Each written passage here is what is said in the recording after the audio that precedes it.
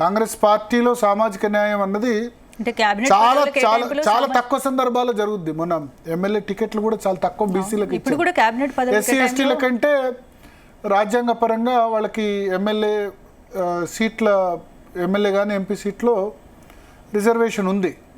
కానీ బీసీలకు చాలా అన్యాయం జరిగింది టికెట్ల కేటాయింపులో. సో ఇప్పుడు బీసీలకే కాకుండా ఎస్సీ ఎస్టీలకు కూడా పూర్తిగా న్యాయం చేశారు. నీ క్యాబినెట్లో 15 మంది క్యాబినెట్లో 4 దళితులు ఉన్నారు.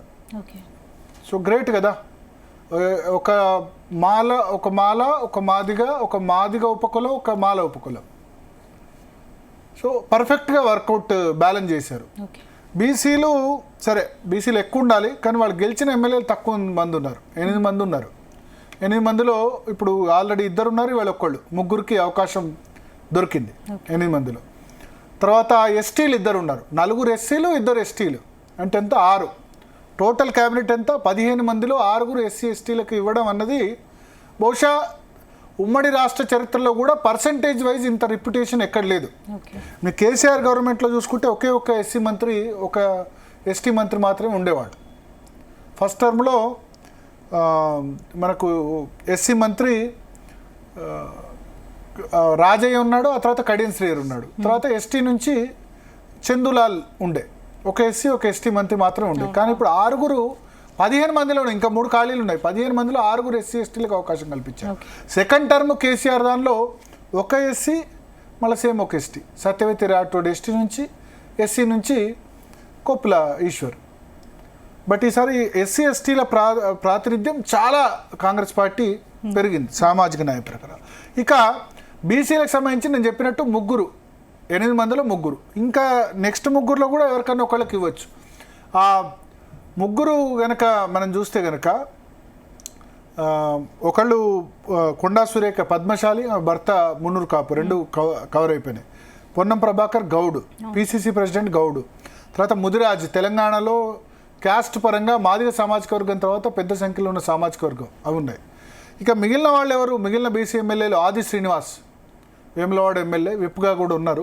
మున్నూరు కాపు సామాజిక వర్గం. మున్నూరు కాపు క్యాబినెట్లో లేకపోవడం అన్నది బహుశా చాలా సంవత్సరాల తర్వాత ఇది ఫస్ట్ టైం. ఇంతకుముందు కాంగ్రెస్ పార్టీలో వి హనుమంతరావు, కేకే, బొత్స సత్యనారాయణ అంటే తూర్పు కాపు, తర్వాత పొన్నాల లక్ష్మయ్య, వీళ్ళంతా కూడా మున్నూరు కాపు సామాజిక వర్గం. డి శ్రీనివాస్ అందరూ కూడా పిసిసి అధ్యక్షులుగా పనిచేశారు, కాంగ్రెస్లో చాలా కీ రోల్ పోషించారు. కానీ ఫస్ట్ టైం మున్నూరు కాపు క్యాబినెట్లో లేరు. ఆది శ్రీనివాస్కి ఇస్తారేమో అనుకున్నారు కానీ ఇవ్వలేదు. అది కాకుండా ఇంకా మిగిలింది బీర్లా ఎలై యాదవ్ ఉన్నారు, కురుమ సామాజిక వర్గం, నల్గొండ జిల్లా, ఆయన ఆలేరు, ఆయనకు అవకాశం దొరకలేదు. ఇద్దరు బీసీలు. ఆ తర్వాత నారాయణ ఖేడ్ సంజీవరెడ్డి ఉన్నారు. సంజీవరెడ్డి పేరుకే రెడ్డి, కానీ రెడ్డి లింగాయత్. ఆయన లింగాయతుల్లో రెడ్డి బీసీ కిందకి వస్తారు. కర్ణాటకలో బీసీ, మన దగ్గర కూడా 2020లో బీసీలో కలిపారు. సో వీళ్ళ 3 బీసీలు రాని వాళ్ళు చూస్తే కనుక 3 ప్లస్ గోదావరి ఖానీ నుంచి మకాన్ సింగ్ రాజ్ ఠాకూర్ ఉన్నారు 4. ఇంకొక ఎమ్మెల్యే బహుశా ఎవరో ఉన్నారు.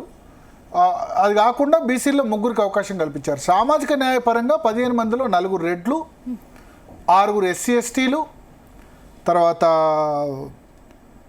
నేను చెప్పినట్టు 3 బీసీలు 13, ఒక బ్రాహ్మణ, ఇంకొక కమ్మ, ఆ తర్వాత ఒక వెలమ. సో ఈ విధంగా మిక్స్ అయిపోయింది. 4 రెడ్డిలు, ఎస్సీ ఎస్టీల పరంగా చూస్తే కనుక ఎస్సీ ఎస్టీలు 5, 4 ప్లస్ 5 9, 9 ప్లస్ బీసీలు 3 12, ఒక బ్రాహ్మణ, ఒక వెలమ, ఒక కమ్మ. సో 15 మందిలో ఓసీలు 7, మిగతా వాళ్ళు 8 మంది. ఈ విధంగా అవకాశం కల్పించారు. అయితే రెడ్డిస్కి నేను చెప్పినట్టు చాలా డిసప్పాయింట్మెంట్.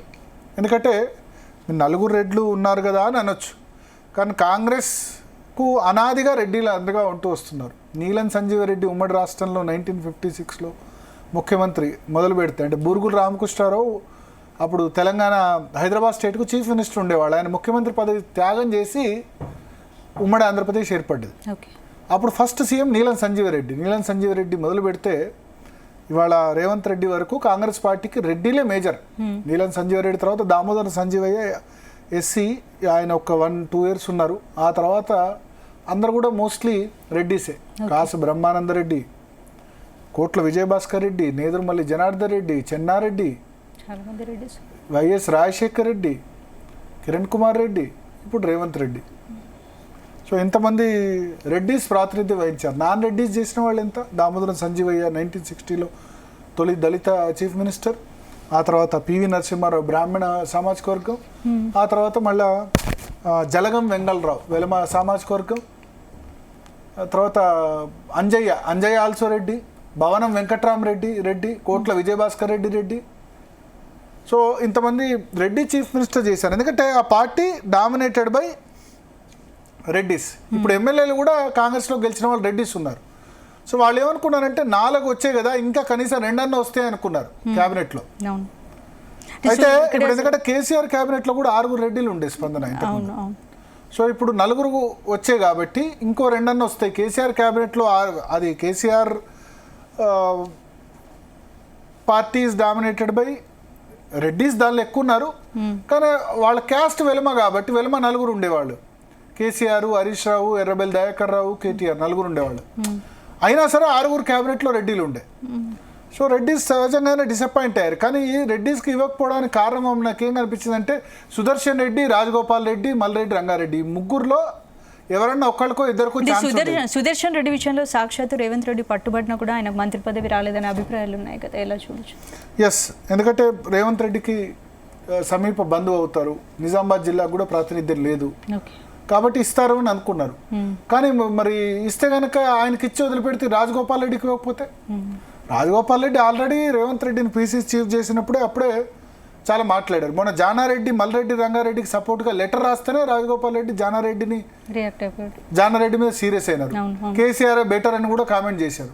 సో అందుకని ఇంకా రెడ్లకు ఎవరికి ఇవ్వకపోతే బెటర్ కదా, ఇంకా 3 ఉన్నాయి కదా.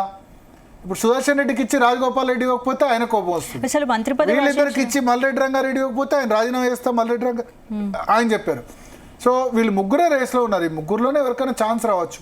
కనీసం ఒకటి ఇచ్చినా మిగతా 2 హట్ అవుతారు, 2 ఇచ్చినా ఎవరైనా ఒకళ్ళు హట్ అవుతారు. మంత్రి పదవి ఆశించిన కోమటిరెడ్డి రాజగోపాల్ రెడ్డి విషయంలో ఎవరు అడ్డుపడుతున్నారు అనుకోవచ్చు ఆయనకు మంత్రి పదవి దక్కే అసలు అవకాశం? అంటే 2-3 ఈక్వేషన్స్ అడ్డుపడుతున్నాయి. ఒకటి ఏంటంటే నల్గొండ జిల్లాలో ఆల్రెడీ 2 రెడ్డిస్ మినిస్టర్స్గా ఉన్నారు, కోమటిరెడ్డి వెంకటరెడ్డి, ఉత్తమ్ కుమార్ రెడ్డి. 3వ మంత్రి కూడా రెడ్డికే ఇస్తే నల్గొండ జిల్లాకు ప్రాబ్లం అవుతుంది కదా. నల్గొండ జిల్లాను మొత్తం రెడ్లకే ఇచ్చేసారన్న ఇబ్బంది అవుతుంది. 2వది కోమటిరెడ్డి వెంకటరెడ్డి ఆయన సొంత అన్న, ఆయన క్యాబినెట్లో ఈయన క్యాబినెట్లో 2 బ్రదర్స్కి ఒకే క్యాబినెట్లో ఉండడం కూడా డిసడ్వాంటేజ్. ప్లస్ ఆయనకు లాబింగ్ కరెక్ట్గా చేసేవాళ్ళు లేరు. రేవంత్ రెడ్డి అగెన్స్టే, కోమటిరెడ్డి వెంకటరెడ్డి ఆయన అన్న కూడా పూర్తి స్థాయిలో సపోర్ట్ చేస్తారో లేదో అని చెప్పలేని పరిస్థితి.